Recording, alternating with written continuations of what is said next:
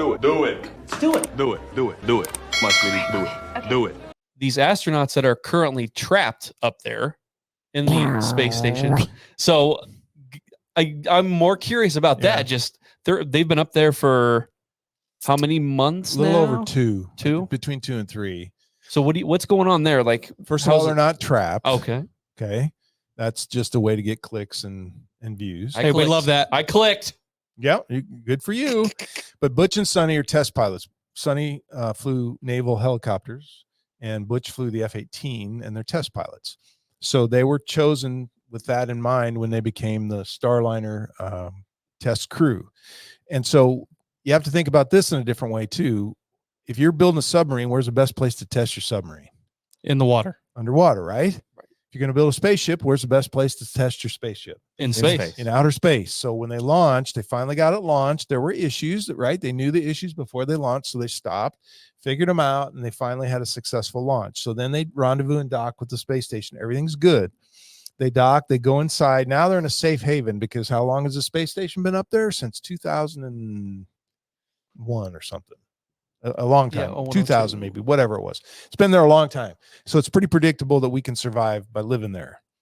Now you take that docked vehicle that's in the space environment and you start to test the crap out of it. Those guys on the ground, they're saying, well, what if we did this? We could test this hydraulic manifold and close off this valve and maybe do this and pump some fuel through here and see what it does. Oh, yeah, great idea, Joey. Let's do it. Okay, yeah. And it works. Everything's good. So they're doing all that testing, and now they're in an environment where they can take their time because Butch and Sunny are not stranded. They're just in a way station where they're helping the space station crew. They're loving it. I know they're loving being back in space.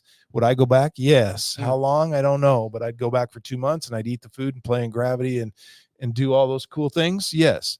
So they're up there enjoying their time.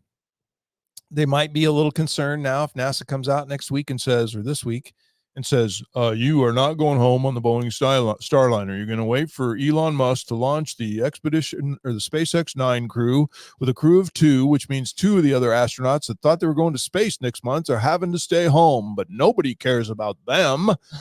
Right? Think about that. Nobody cares about them. They don't get to go, potentially. Mm-hmm. So 2 astronauts come up. They have to build spacesuits to fit Butch and Sunny because the spacesuits on SpaceX are not compatible with the Starliner spacesuits or vice versa. Okay, well, is that a big deal? Probably not. But they build the spacesuits. They're customized, right? They throw them in the back. They come up with 2 people. And now, instead of taking Butch and Sunny and saying, hey, we're going home tomorrow, hop in, put your spacesuits on, they say, oh, by the way, we're going to do our 6-month mission. You're going to stay up here the entire 6 months with us. How do you feel about that? And then we're going home. Yeah. Well, they're test pilots or astronauts. They understand their job. Mm-hmm. They're going to nod their head and say, yes, sir. Yes, ma'am. We'll do the mission. The mission is critical. It's the most important thing. But in their sleep station or on the phone talking to their wife and kids or their husband, they might have a different opinion for a while. And I've been there. I know what it's like. I know when they told me in my first week I was going to go home because we burned a box. We opened a solar panel. It burned a box in the Russian segment. All their computers shut down. And NASA said, you're coming home. I just got here. Oh, you're coming home. They told my wife I was coming home. Get ready. He's coming home. But the Russians went down and they cut the wires on that box. They pulled that box out and they spliced the wires. All the computers came back up. I didn't have to go home. But when you have to prepare yourself mentally for those boxes like that, it's very, very difficult. And you get in a mindset where you have to be able to prepare. Think about the football team, the Huskers, going through what they're going through right now. Yeah. Right? Oh, man, the season's coming. I'm so excited. We're going to kick some total butt. They thought the same thing last year, right? Right. Yeah.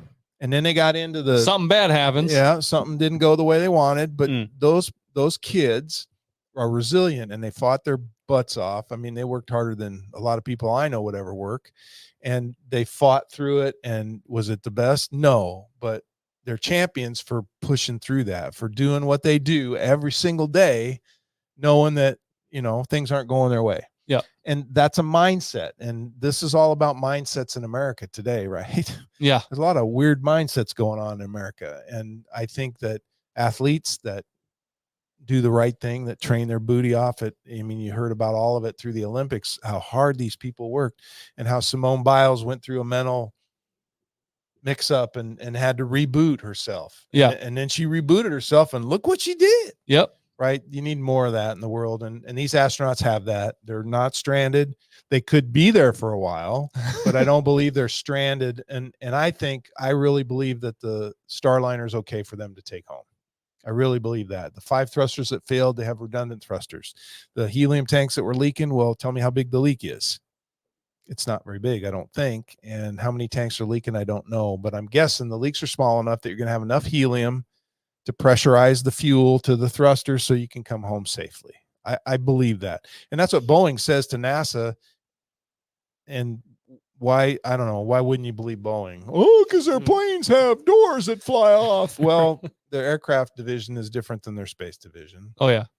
So, you know, I don't know. We'll see what happens. I'm a spectator just like everybody else. I mean, but they're working. They're up there working. Oh, yeah. They're fine. And having a blast. They're probably having a blast. They're eating their tortillas and meatloaf, and they're having a good time, right? Yes. I bet the food's probably better now, huh? It is actually with all the international astronauts that would go up, for example, a Japanese or an Italian or French, they had chefs. They hired chefs to create dishes. Wow. Yeah. I never got that. Yeah. Well, your meatloaf was. It was awesome. It was all. I mean, but I did get to eat some chocolate covered espresso beans from Italy. They were they were good. Sounds good. But he didn't bring very many. Bring enough for everybody. Yeah. Yeah, he was the Italian stallion. But anyway, their food is better. They get hot water and cold water. I never had cold water. Oh. I had warm water and hot water. I would have assumed that you only got cold water. Yeah. If I'm being honest. Well, it comes through a system where in order to help purify it, you heat it. Sure. Right. So hot food, just fine. But if you had instant milk, like my wife sent me Oreos one time. So what did Clay want with his Oreos? Cold milk. I want cold milk. And imagine the Oreo floating in microgravity as I squirt a little ice cold milk around the Oreo. Surface tension would cause the milk to coalesce about the Oreo.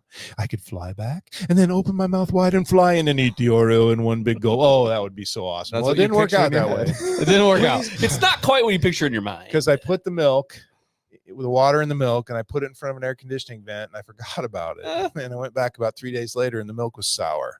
Oh. Yeah, that was a bummer. So I didn't do that again. But I mean, it's just so cool what you can do up there and the experiences you can make for yourself. I can only imagine what Sonny and Butch are doing, having lived on the space station for as long as I did, if not longer, and dabbling, right? They're not quite as busy as the other astronauts, so they have a little more time to goof off and do creative things. It'd be a blast to be up there right now. Okay.